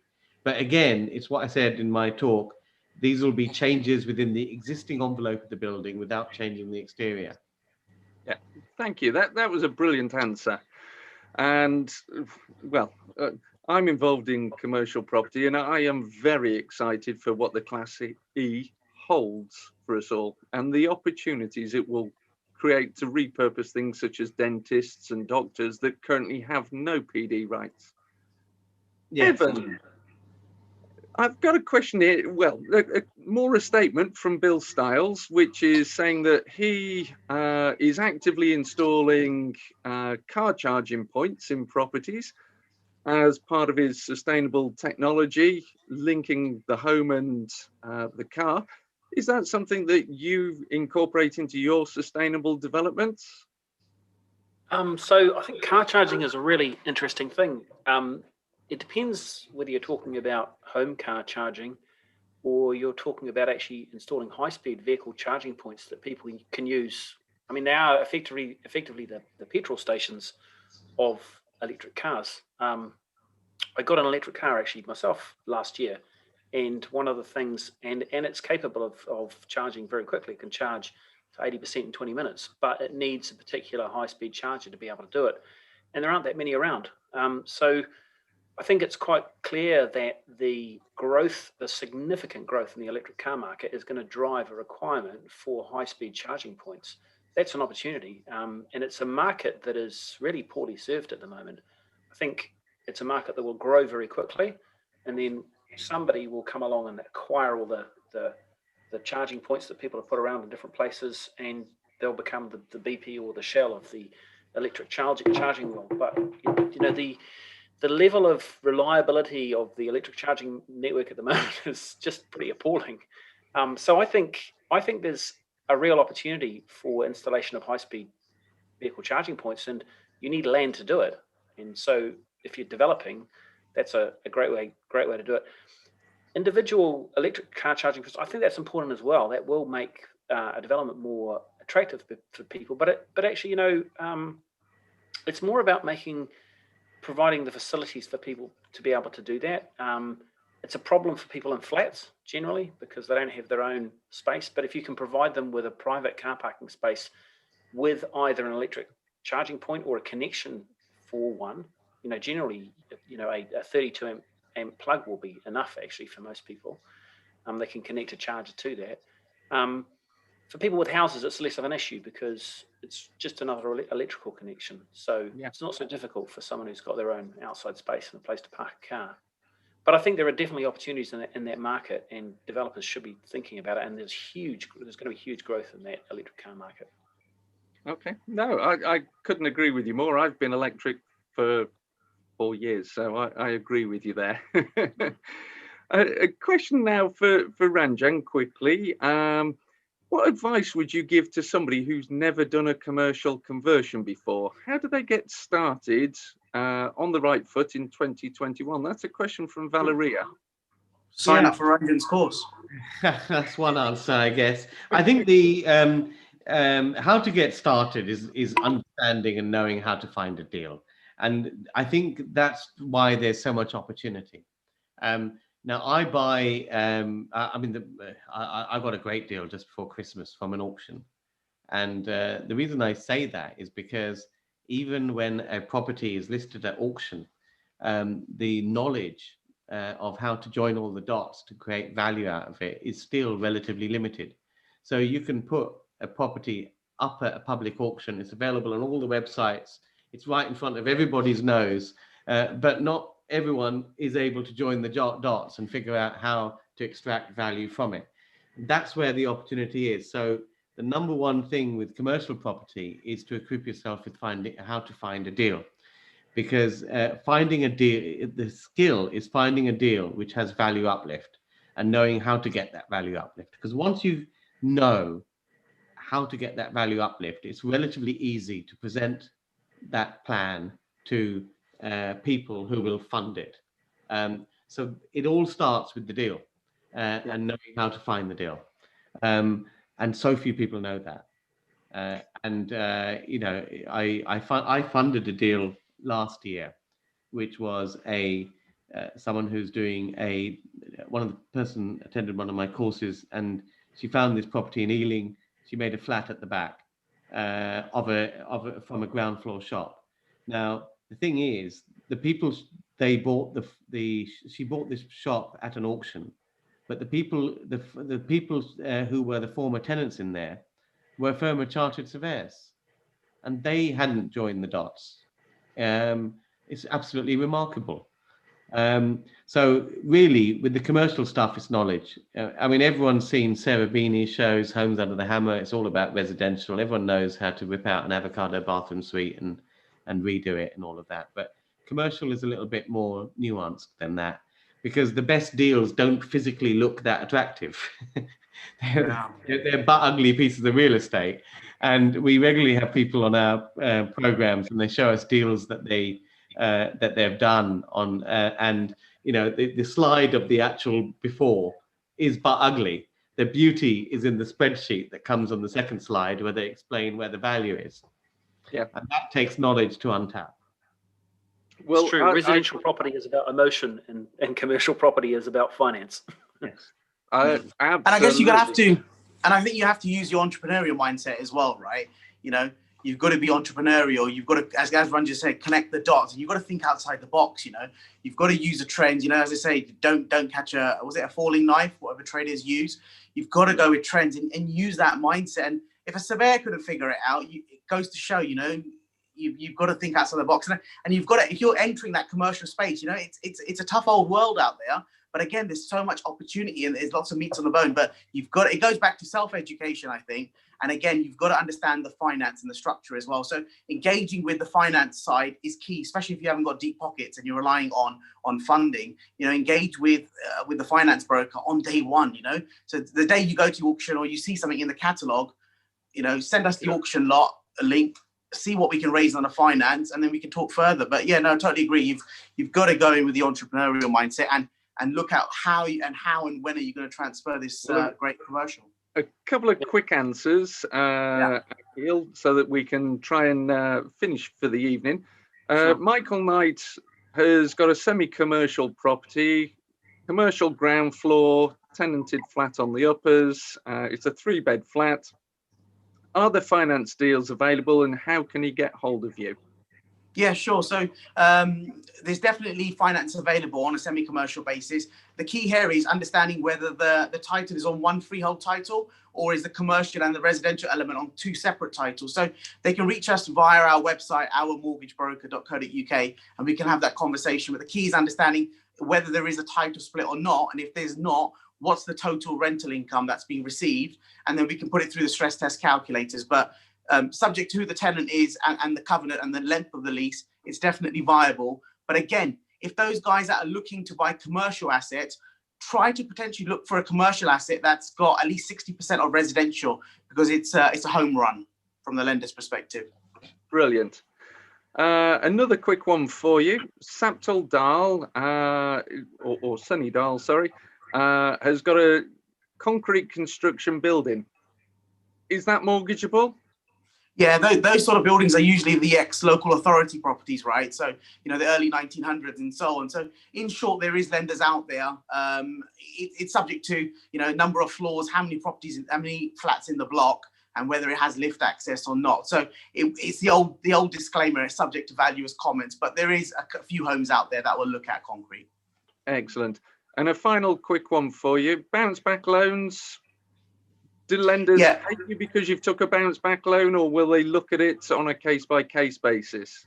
Yeah, this was one of the questions that popped up on Ranjan's video that we did in January. So please go back to that video as well. But in short, if you've only got £50,000 in your pocket and that's all you have in your savings, and that's the money you're going to be using for the deposit, it's probably going to be a no, unfortunately. But if you've got 300,000 in your pocket and you only need 150 of it, and the rest is all via it's via your own savings, then there's legs on it. But in short, if you've only got bounce back money, it's a no. I'm sorry. Yeah, no, thank you very much, Akhil, for those quick answers. I mean, sadly, we haven't got time to keep going all night. I could sit here all night, and I guess you guys, because you're as passionate as me about this, could sit here all night.